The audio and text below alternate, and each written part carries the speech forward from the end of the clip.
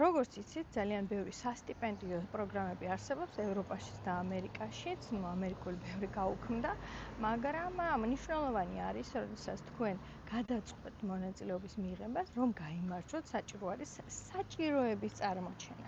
რას გულისხმობს ეს?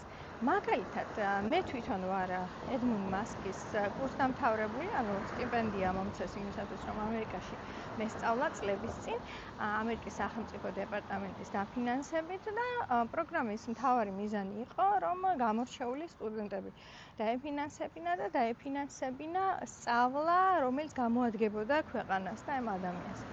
მხოლოდ მესამე ჯერზე შეგვიძლია ამ პროგრამაში გამარჯვება, იმიტომ რომ პირველი 2 წელი მე ვცადე ჟურნალისტი ვიყავი, არა მხოლოდ ჟურნალისტი ვთქვათ, ვასწავლდი კიდევ ჟურნალისტიკას და მინდოდა ისევ ჟურნალისტიკაზე გაგრძელება და სწავლა.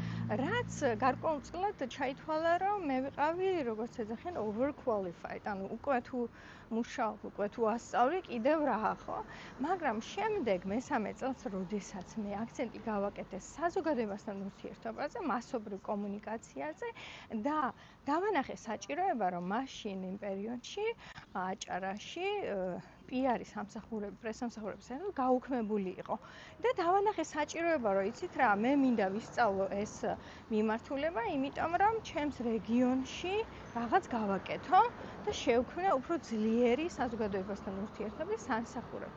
და მაგ დროს დამაფინანსეს, ასე რომ აჩვენეთ საჭიროება. თქვენ შეიძლება ძალიან ძლიერები ხართ, ნიჭიერები ხართ, მაგრამ უნდა უჩვენოთ, რომ რა მიმართულებით გსურთ განვითარება, რომ დაგაფინანსონ და აუცილებლად მიიღებთ დაფინანსებას. წარმატებებს გისურვებთ, გაუზიარეთ მსგავსი ვიდეოები სხვებსაც, მეტი ვისაუბროთ განათლებაზე.